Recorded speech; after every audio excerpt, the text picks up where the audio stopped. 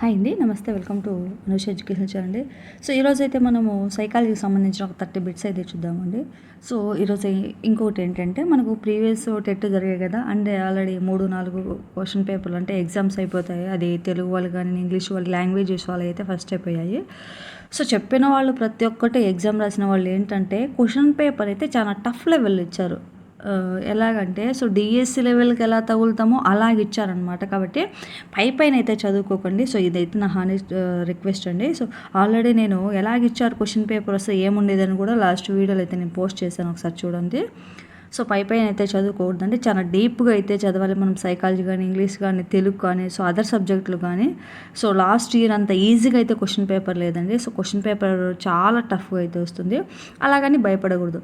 ఎవరైతే క్షుణ్ణంగా లోపల వరకు ఎవరైతే ప్రిపేర్ అవుతారో సో ప్రతిదీ కూడా ఇంచు వదిలిపెట్టుకోకుండా వాళ్ళకి చాలా ఈజీ అవుతుందండి. అట్లే జస్ట్ ఏదో రాద్దామని పోదాంపా పాస్ మార్కుల కోసం పైన చూసుకొని పోయే వాళ్ళకైతే చాలా కష్టం అవుతుందండి ఎగ్జామ్ అనేది. సో అది గుర్తించండి. సో ఇప్పుడు ఫస్ట్ ప్రశ్న అయితే చూద్దాము. అనిత, కవితలు బొమ్మలకు స్నానం చేయించటం, నిద్రపుచ్చటం చేస్తున్నారు. పిఏజే ప్రకారం వీరి వికాస దశ ఏమిటి? 1 మూర్త ప్రచాలక దశ, 2 పూర్వ ప్రచాలక దశ, 3 నీత ప్రచాలక దశ, 4 జ్ఞానేంద్రియ చాలక దశ. మనకి ఇక్కడ కరెక్ట్ ఆన్సర్ వచ్చేసి ఆప్షన్ 2 పూర్వ ప్రచాలక దశ అనేది కరెక్ట్ ఆన్సర్ అండి. సో ఒకవేళ ఇప్పుడు ఇస్తున్న మనకు టెట్ ప్రకారం చూస్తే పూర్వ ప్రచాలక దశకు చెందిన వాటిలో ఏది సత్యము అని చెప్పేసి కింద మనకు 4 ఆప్షన్స్ ఇస్తున్నారనమాట. సో అలా కూడా ఇస్తున్నారు. కాబట్టి పూర్వ ప్రచాలక దశ అంటే ఏమిటో ఫస్ట్ పూర్తిగా నేర్చుకోవాలి. అట్లయితేనే మనము ఎగ్జామ్లో అయితే ముందుకు నెట్టుకోరాగలుగుతాము. సో మంచి మార్కులతో కూడా పాస్ కాగలుగుతాం అనమాట. తర్వాత పిల్లల్లో చెడు అలవాట్లను భయాలను మార్పించటంలో ఉపయోగపడే పావులోవ్ నియమం ఏమిటి? 1 సామాన్యీకరణం, 2 విచక్షణ, 3 విరమణ, 4 పునర్బలనము. మనకు కరెక్ట్ ఆన్సర్ వచ్చేసి ఆప్షన్ 3 విరమణ అనేది కరెక్ట్ ఆన్సర్ అవుతుందండి. సో ఈ అలవాట్లు భయాలు కానీ అదేవిధంగా వివేచనము, ఆలోచనము ఇలాంటివి కూడా మనకు. సో ఇప్పుడు విచక్షణ ఉంటుంది కదా, విచక్షణ గురించి 4 బిట్లు అడగడం. సో అట్లా అనమాట, గుర్తుంచుకోగలరు. సో ఇక్కడ మనకు పిల్లల్లో చెడు అలవాట్లను భయాలను మాన్పించడంలో ఉపయోగపడే పావులోవ్ నియమం ఏమిటంటే విరమణ. సో ప్రీవియస్ స్టేట్లో కూడా పావులోవ్ గురించి అయితే అడిగారనమాట. తర్వాత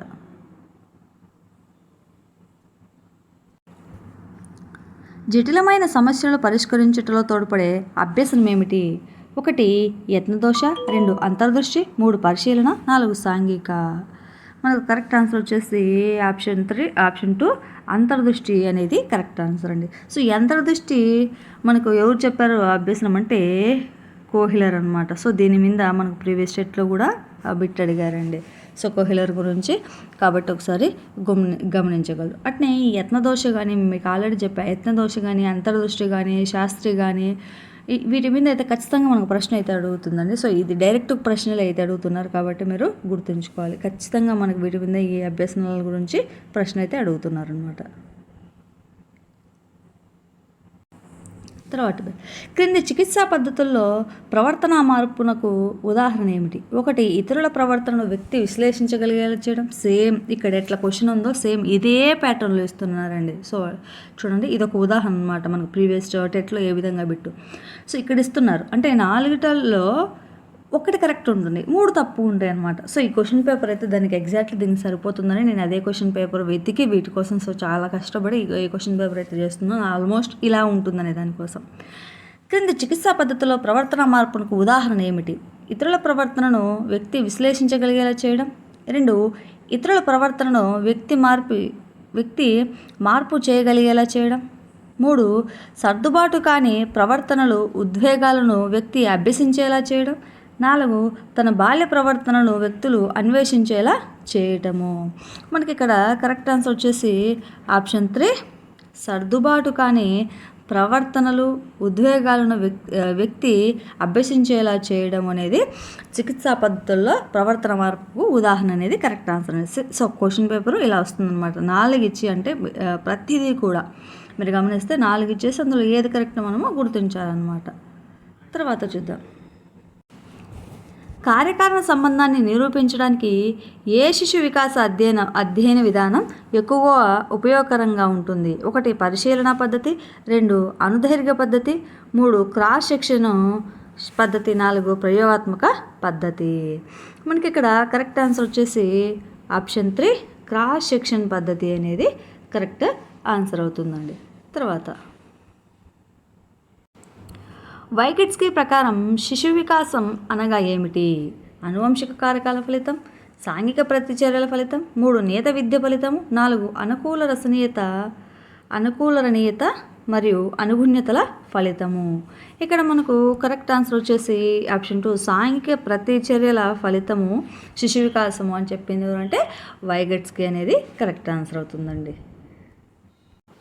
తర్వాత శిశువు స్వీయ అభ్యసన ద్వారా ఈ ప్రపంచాన్ని అవగాహన చేసుకోగలడు అని తెలిపినది ఎవరు?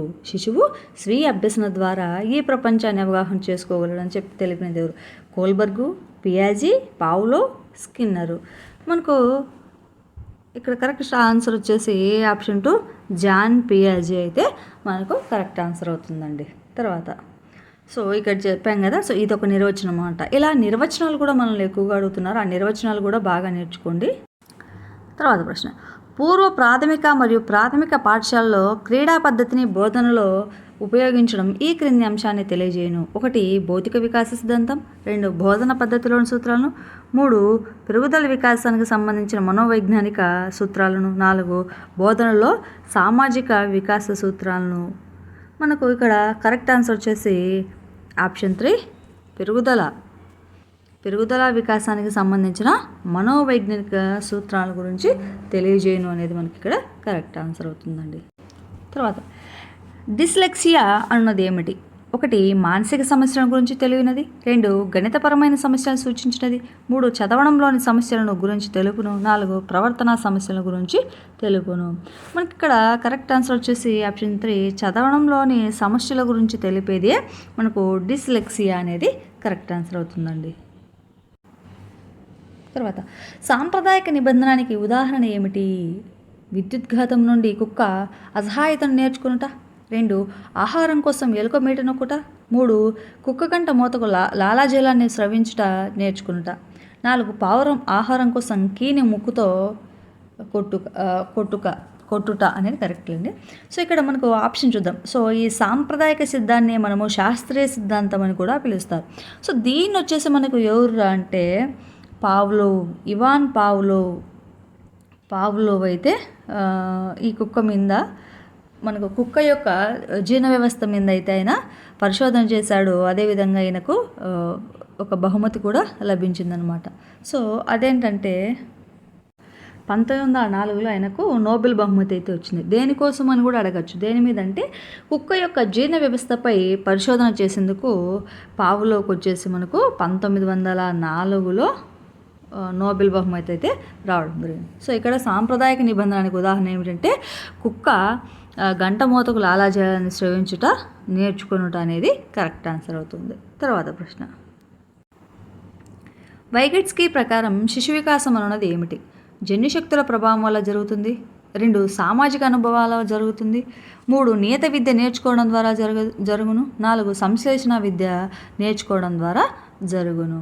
మనకి ఇక్కడ కరెక్ట్ ఆన్సర్ వచ్చేసి ఆప్షన్ 2 అనేది కరెక్ట్ అండి. మిగతా కూడా అన్నీ కూడా తప్పు.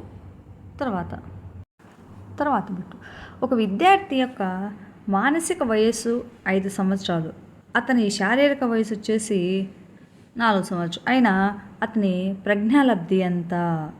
మనకి ఇక్కడ ఇలా ఇచ్చినట్లయితే మనకు దీని సూత్రం తెలియాలండి. ప్రజ్ఞాలబ్ధి సూత్రం ఏంటంటే MA/CA × 100 అంటే మానసిక వయసు బై శారీరక వయసు × 100 అని వేస్తే మనకు కరెక్ట్ ఆన్సర్ వస్తుందండి.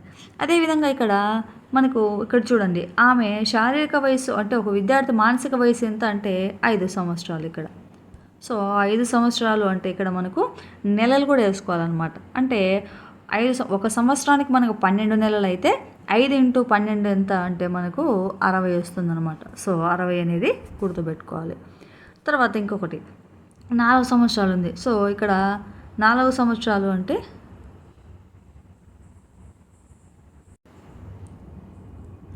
4 ఇంటూ 12 వచ్చేసి మనకు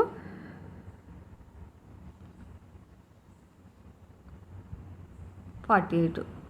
అంటే ఇక్కడ 60/48 ఇంటూ 100. ఇక్కడ చూడండి మనకు మానసిక వయసు ఎంత అని చెప్పుకున్నాము. సో 5 సంవత్సరాలు. 5 ఇంటూ 12 వచ్చేసి 60. తర్వాత ఇక్కడ 4 ఇంటూ 12 వచ్చేసి మనకి ఏమవుతుందంటే 48 అంటే మొత్తం మనకి ఎంత వస్తుందంటే 125 అనేది మనకు కరెక్ట్ ఆన్సర్ అవుతుందన్నమాట. సో ఇక్కడ ఏంటి కరెక్ట్ ఆన్సర్ వచ్చేసి 125 అనేది మనకు కరెక్ట్ ఆన్సర్ అవుతుందండి. తర్వాత సో ఈ ప్రాబ్లమ్స్ ఎట్లా చేయాలనేది కూడా నేను కేవలము ఈ ప్రజ్ఞాలబ్ధి కానీ పొదుపు గణన గురించి కానీ ఇంకొక ప్రాబ్లమ్స్ గురించి అయితే నేను సపరేట్ ఒక వీడియో అయితే చేశాను, చూడండి. తర్వాత మూర్తిమత్వ లక్ష్యం కానిది ఏమిటి? మూర్తిమత్వాన్ని అంచనా వేయవచ్చు. 2, ప్రతి వ్యక్తి విలక్షణమైన మూర్తిమత్వాన్ని కలిగి ఉంటాడు. 4, మూర్తిమత్వం వ్యక్తి అన్ని లక్షణాంశాల సమగ్ర రూపము.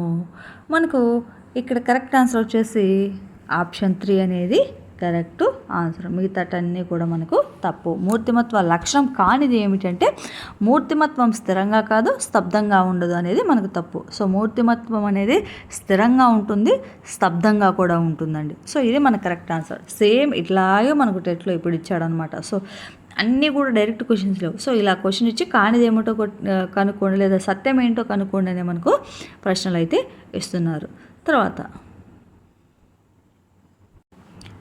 తర్వాత ప్రశ్న, బుద్ధిమాంద్యులకు శిక్షణ ఇవ్వాల్సిన కృత్యాన్ని చిన్న చిన్న భాగాలుగా విభజించి వరుస క్రమంలో ఒక్కో పనిని అనేక సార్లు చేయడము ఏమవుతుంది? 1 ఆకృతీకరణం, 2 సంకేతీకరణం, 3 కార్య విశ్లేషణము, 4 క్రమేణ అస్తిత్వము. మన కరెక్ట్ ఆన్సర్ వచ్చేసి ఆప్షన్ 3 కార్య విశ్లేషణము అనేది కరెక్ట్ ఆన్సర్ అవుతుందండి. తర్వాత social learning and personality development గ్రంథకర్త ఎవరు? 1 థార్నడైక్ ఈఎల్, 2 స్కిన్నర్ బిఎఫ్, తర్వాత 4 ఆల్ఫ్రెడ్ బండోరా, 4 జెరోమ్ బ్రూనరు. మనకి ఇక్కడ కరెక్ట్ ఆన్సర్ వచ్చేసి option 3 Alfred Bandura. Social learning and personality development గ్రంథకర్త వచ్చేసి ఆల్ఫ్రెడ్ బండూరా అనేది కరెక్ట్ అండి. సో ఇట్లాంటి గ్రంథాలు కూడా అడుగుతున్నారు, గమనించగలరు. తర్వాత సమూహంలోని సభ్యుల అనుకూల ప్రతికూల భావాలను తెలుసుకోవటానికి అనువైన మూర్తిమత్వం అంచనా పద్ధతి ఏమిటి? సైకోడ్రామా, వ్యక్తి చరిత్ర అధ్యయనము, 3 ప్రయోగ పద్ధతి, 4 సాంఘిక పద్ధతి. మనకు కరెక్ట్ ఆన్సర్ వచ్చేసి ఆప్షన్ 4 సాంఘిక పద్ధతి. సమూహంలోని సభ్యుల అనుకూల ప్రతికూల భావాలను తెలుసుకోవటానికి అనువైన మూర్తిమత్వం అంచనా పద్ధతి ఏమిటంటే సాంఘిక పద్ధతి అనేది కరెక్ట్ అండి. తర్వాత ప్రశ్న, సహజ సామర్థ్య పరీక్షలు వేటిని సూచిస్తాయి?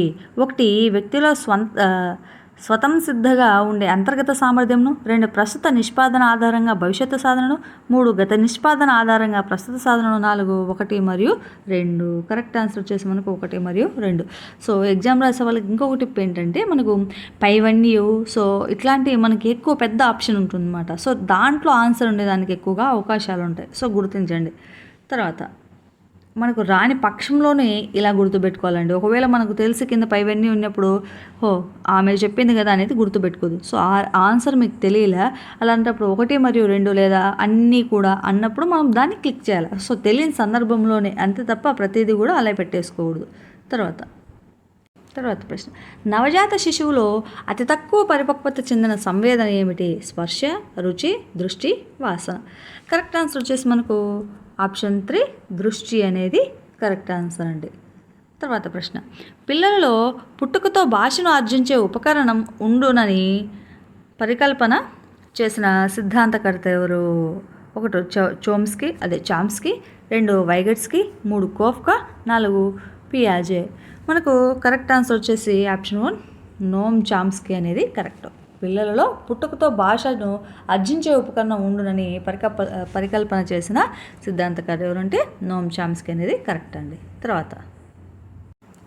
తర్వాత నవజాత శిశువు యొక్క సాధారణ ఉత్తేజం, ఆర్తి, ఆహ్లాదం అనే ప్రతిస్పందనలుగా విడివడటం ఈ వికాస సూత్రం ద్వారా వివరించవచ్చు. 1 వికాసం అవిచ్ఛిన్నంగా సాగుతుంది, 2 వికాసం ఖచ్చితమైన దిశగా సాగుతుంది, 3 వికాసం సాధారణ నుండి నిర్దిష్ట దిశగా సాగుతుంది, 4 వికాసం ఏకీకృతమైనది.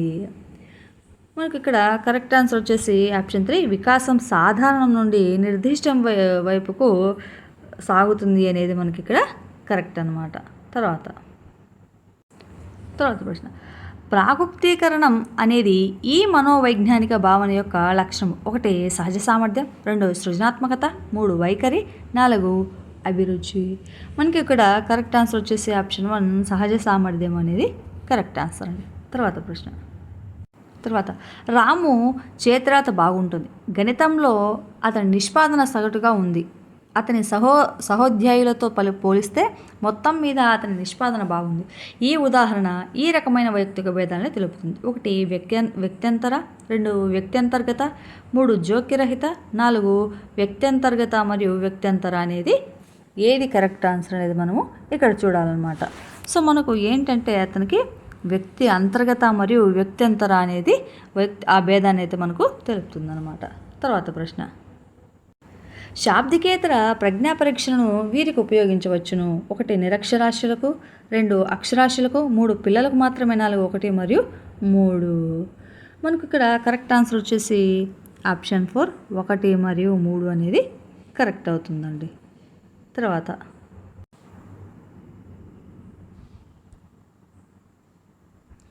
ఒక కుమ్మరి కుండలు చేసే పనిలో ఉపయోగపడు ప్రజ్ఞ థార్నడైక్ ప్రకారం ఏమిటి? అమూర్త ప్రజ్ఞ, యాంత్రిక ప్రజ్ఞ, సాంఘిక ప్రజ్ఞ, 4 ఏది కూడా కాదు. మనకి ఇక్కడ కరెక్ట్ ఆన్సర్ వచ్చేసి యాంత్రిక ప్రజ్ఞ అనేది కరెక్ట్ ఆన్సర్ అండి. ఒక కుమ్మరి కుండలు చేసే పనిలో ఉపయోగ ప్రజ్ఞ థార్నడైక్ ప్రకారం ఏదంటే యాంత్రిక ప్రజ్ఞ అనేది కరెక్ట్ అవుతుంది. తర్వాత ప్రజ్ఞాలబ్ధి సిద్ధాంతకర్త ఎవరు? బీనే, స్టెర్న్, టర్మను, గార్డినర్. మనకు కరెక్ట్ ఆన్సర్ వచ్చేసి స్టెర్న్ అనేది కరెక్ట్ అండి. తర్వాత క్రింది వానిలో మూర్తిమత్వ లక్షణం కానిది ఏమిటి? సేమ్ ఇదే టైపు గుర్తుంచుకోగలరు. ప్రశ్నలు ఇప్పుడు అడిగేది, జ్ఞానాత్మక భావవేశ అంశాలను కలిగి ఉంటుంది, 2 స్థిరంగా ఉంటుంది, 3 పొందికైనది మరియు నిరంతరమైనది, 4 నిర్దిష్టంగా కొలువవచ్చు. మన కరెక్ట్ ఆన్సర్ వచ్చేసి ఆప్షన్ 4 నిర్దిష్టంగా కొలవవచ్చు అనేది మూర్తిమత్వం లక్షణం యొక్క కానిదన్నమాట ఇది. తర్వాత ప్రశ్న అయితే చూద్దాము. నల్లపిల్ల అని అందరిచే విక్రించబడ్డ అమ్మాయి ఒక ప్రఖ్యాత డాక్టరుగా పేరు తెచ్చుకోవటం ఏ రక్షక తంత్రము? 1 తదాత్మీకరణం, 2 విస్థాపనము, 3 స్వైరకల్పన, 4 పరిహారము. మనకి ఇక్కడ కరెక్ట్ ఆన్సర్ వచ్చేసి ఆప్షన్ 4 పరిహారము అనేది కరెక్ట్ ఆన్సర్ అండి. అంటే ఇప్పుడు సచిన్ టెండూల్కర్ క్రికెట్లో అంటే మనకు చదువులో ఆయన రాకపోయినప్పటికీ క్రికెట్లో ఒక మంచి స్థాయికి రావడం అనేది మనకు పరిహారం అవుతుందన్నమాట. అలా తర్వాత స్నేహితుల ఇండ్లకు పోయినప్పుడు ఏవైనా స్వీట్లు లాంటివి పెట్టినప్పుడు మనసులో తినాలి ఉన్నప్పటికీ ఇప్పుడే తిని వచ్చాను నాకు వద్దు అనటంలో వ్యక్తి ఉపయోగించిన రక్షక తంత్రం ఏమిటి? 1 ప్రతిగమనము, 2 నిరాకరణము, 3 ఉదాత్తీకరణం, 4 ప్రతిచర్య నిర్మితి. మనకి ఇక్కడ కరెక్ట్ ఆన్సర్ వచ్చేసి ఆప్షన్ 4 ప్రతిచర్య నిర్మితి అనేది కరెక్ట్ ఆన్సర్ అవుతుందండి. సో రక్షక తంత్రాలు కానీ మనకు సంఘర్షణలు కానీ డైరెక్ట్ క్వశ్చన్స్ అడుగుతున్నారండి. తర్వాత మూర్తిమత్వం అంటే వ్యక్తి లక్షణాంశాల యొక్క గుణాత్మక నమూనా నిర్వహించిన వారెవరు? 1 ఫారిస్, 2 ఐసంగ్, 3 ఆల్ఫోర్డ్, 4 బ్రౌను. మనకు కరెక్ట్ ఆన్సర్ వచ్చేసి ఆప్షన్ 4 బ్రౌను అనేది కరెక్ట్ అవుతుందండి. తర్వాత ఒక మార్కులో డిఎస్సిలో ఉద్యోగం కోల్పోయిన స్త్రీ చిన్నపిల్లల్లా వెక్కి ఏడ్చి కొంత స్వాంతన పొందటం అనే రక్షక తంత్రం ఏది? ఆప్షన్ చూస్తే 1 దమనము, 2 విస్థాపనము, 3 ప్రతిగమనము, 4 ప్రతిచర్య నిర్మితి. మనకి ఇక్కడ కరెక్ట్ ఆన్సర్ వచ్చేసి ప్రతిగమనము. అదే దమనం అయితే మనకి ఏదైనా కావాలని అంటే ఒకవేళ మనకి ఏదైనా అవమానం జరిగినా మనకు నచ్చినట్టు జరిగినా ఏదైనా కూడా మనకు కావాలని మర్చిపోవడం అని మనము దమనము అని పిలుస్తామన్నమాట. తర్వాత విస్థాపనం చూద్దాం. అంటే విస్థాపనం అంటే ఏంటి అంటే అత్త మీద కోపం దుత్త మీద చూపడం. అంటే ఇప్పుడు చూడండి భర్త ఒకవేళ కోప్పడింటాడు, సో ఆ భార్య వచ్చి ఏం చేస్తుంది, వంట సామాన్ల మీద ఆ కోపాన్ని చూపిస్తుంది. సో దాన్ని మనం విస్థాపనం. అదే ప్రతిచర్య నిర్మితి ఇందాక మనం చెప్పుకున్నాం కదా, అంటే మనకు మిత్రుడి ఇంటికి పోయినప్పుడు ఆకలి వేస్తుంది, సో తినాలనున్నా కూడా తినకుండా రావడం అనే మనకు ప్రతిచర్య నిర్మితి అవుతుంది. సో ఇక్కడ మొత్తానికి మనకు ఒక డిఎస్సిలో ఉద్యోగం కోల్పోయిన స్త్రీ చిన్నపిల్లల వెక్కి వెక్కి ఏడ్చి కొంత స్వాంతన పొందటం అనేది ఏంటంటే మనకు ప్రతిగమనము అనేది కరెక్ట్ ఆన్సర్ అవుతుందండి. సో వీడియో నచ్చినట్లయితే ఖచ్చితంగా మన ఛానల్ను లైక్ చేయండి, షేర్ చేసి సబ్స్క్రైబ్ చేయండి. అదేవిధంగా మన ఛానల్లో మరిన్ని వీడియోలు అయితే అప్లోడ్ చేయడం జరిగింది. సో ఇంకొకటి ఏంటంటే ఎగ్జామ్కి వెళ్ళే వాళ్ళకి ఒక్కరికి కూడా నేను చేసే విన్నపం ఏంటంటే సో ప్రతిదీ కూడా మనకి అయితే 6th నుంచి 10th వరకు లెసన్స్ ఉన్నాయో ఎస్ఏ రాసే వాళ్ళకు ప్రతిదీ కూడా ఇంచు అర్థాలు కానీ నానార్థాలు కానీ ఖచ్చితంగా చూసుకొని పోండి. తెలుగు విషయంలో సైకాలజీలో అయితే ఖచ్చితంగా మనం నిర్వచనాలు కానీ సో లోతుగా ప్రశ్నలు అయితే అడుగుతున్నారండి. ప్రతి ఒక్కటి కూడా డీప్గా చదువుకొని పోండి. సో వీడియో చూసిన వాళ్ళకి కూడా చాలా చాలా థ్యాంక్స్ అండి. సో ఎగ్జామ్ రాసే వాళ్ళకు అందరికీ కూడా all the best. Thank you for watching videos.